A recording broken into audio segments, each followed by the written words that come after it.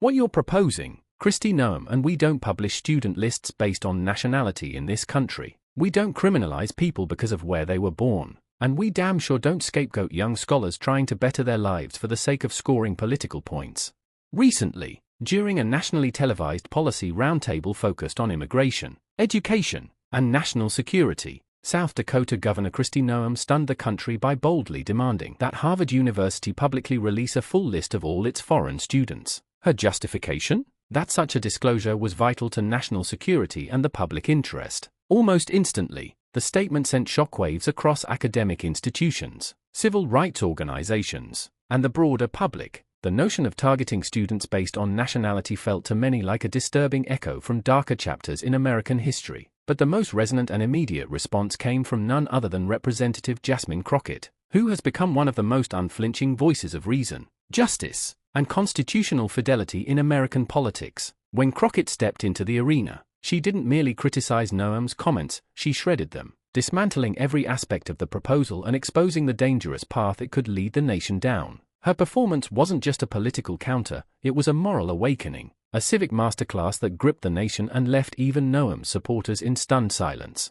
From the very moment Crockett addressed Noem's remarks, the temperature in the room changed. There was no hesitation, no posturing, just a woman clearly outraged, armed with the Constitution, and unafraid to call out dangerous nonsense. She began by stating, "Let me make this clear for everyone watching, what Governor Noem is proposing isn't just absurd, it's anti-American. We do not, under any circumstance, create public lists of students based on their nationality. That is not how this country operates. That is how autocracies and dictatorships operate." Her voice rang out with force, commanding the attention of every person in the room and likely every viewer watching live. This was not just a defense of Harvard's foreign student population, this was a defense of foundational American values, privacy, equality, and due process.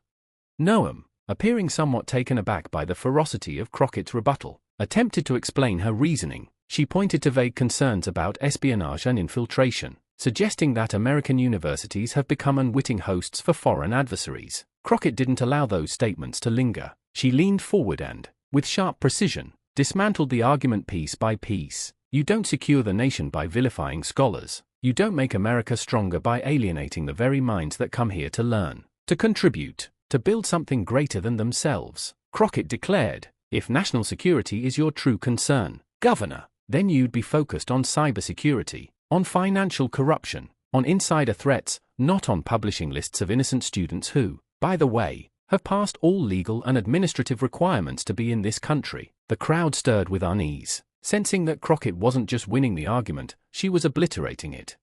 But Crockett wasn't done. She delved into the historical significance of what Noem was proposing, making it clear that this was not some harmless policy suggestion. Governor Noem's rhetoric reminds us of another shameful period in our history. She said, "It sounds disturbingly familiar to the rationale used for Japanese internment camps during World War II. Back then, the justification was also national security, but what we did was strip innocent American citizens of their rights, their homes, and their dignity simply because of their ancestry. Decades later, we admitted it was wrong. We paid reparations. We called it a stain on our democracy. So why are we flirting with that same line of thinking again?" It was a moment of deep reflection that transcended party lines. Crockett was invoking America's better angels, and contrasting them against the fear-driven politics Noem had chosen to wield.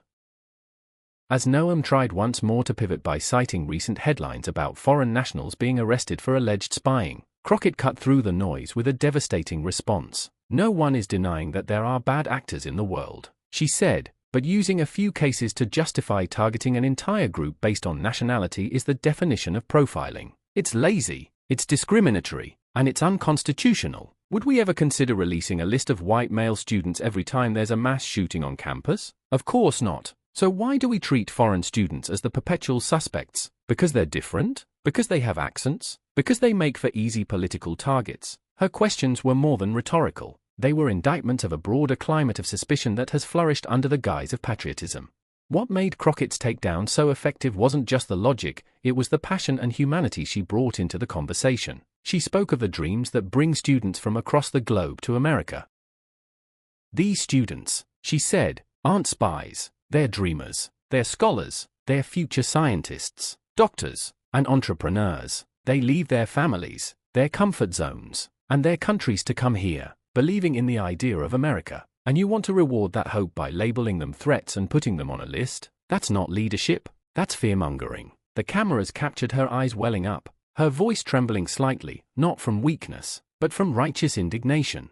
Crockett didn't just defend the students, she held the system accountable. She called out universities, tech companies, and lawmakers who remain silent when such dangerous rhetoric arises. To every institution watching this, to every dean, every CEO, and every elected official, your silence is complicity. If you benefit from the labor and brilliance of these international students but remain quiet when their rights are threatened, you're part of the problem. It was a rallying cry, one that urged people in power to stop hiding behind policy and start standing for principle. The urgency in her voice was contagious. She wasn't just fighting Noem, she was fighting for America's soul.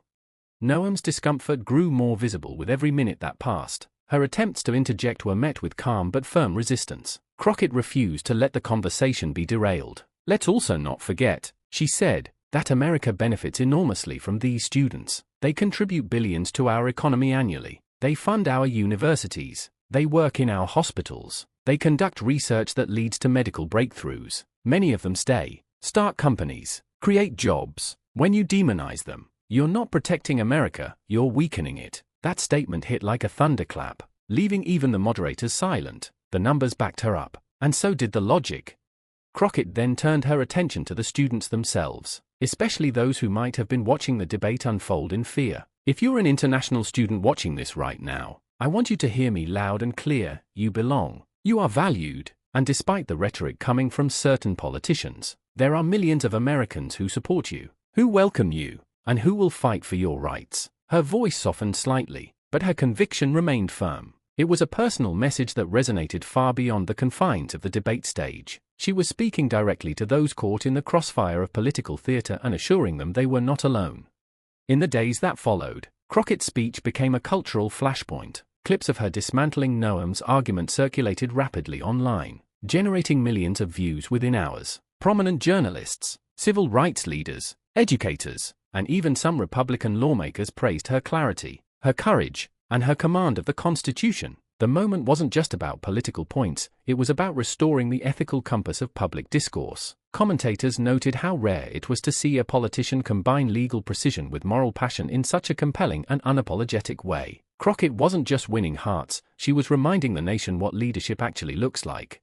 Meanwhile, Noem's camp scrambled to control the damage. Her spokesperson issued a statement claiming her remarks had been misunderstood, that she was only calling for greater transparency in university enrollment practices. But it was too little, too late. The words had already been said, the intent was clear, and the consequences were unfolding. Multiple universities released public statements reaffirming their commitment to student privacy, while Harvard flatly rejected the idea of releasing any such list, citing federal protections and institutional values. Civil liberties groups announced plans to push for stronger legislation to prevent similar proposals in the future. In a matter of days, a fringe idea had been firmly exiled from serious political discussion, and Jasmine Crockett was the catalyst. The impact rippled beyond politics. Students began organizing solidarity events on campuses, with both domestic and international students linking arms to stand against xenophobia. Professors dedicated lectures to discussions about civil rights, constitutional protections, and the role of fear in shaping policy. And across social media, young people who rarely engaged in political discourse found themselves captivated by Crockett's message. For many, it was the first time they saw someone in power not only represent them but fiercely defend them. The lesson of the moment was clear: dangerous ideas thrive in silence, and they die in sunlight. By standing up to Noem in real time, with no scripts and no political safety net, Crockett illuminated the darkness and reminded the nation that truth still has a place in politics. She showed that it's not just possible to speak truth to power, it's necessary. Because when politicians begin to treat students as suspects, when they substitute fear for facts and power for principle, it falls on brave voices like Crockett's to push back, to draw the line, and to say, "Not on my watch." And so, as this powerful exchange continues to reverberate, we are left with a profound reminder: democracy isn't self-sustaining. It needs defenders, people willing to take the hits, to speak out, and to do what's right even when it's unpopular. Jasmine Crockett didn't just defend foreign students, she defended the Constitution, the American dream, and the fragile promise of equality that binds this nation together, and in doing so, she etched her name into the growing list of leaders who won't let fear dictate the future. If you believe in voices like Jasmine Crockett's, in leaders who rise above political theater to speak hard truths, and in the power of facts and empathy to cut through the noise, then take a stand with us. Don't just watch, engage. Like this video, share it with someone who needs to hear it, and subscribe to the channel for more powerful stories and fearless commentary, because the fight for truth, justice, and dignity is far from over, and together, we can make sure it's a fight that's never fought alone.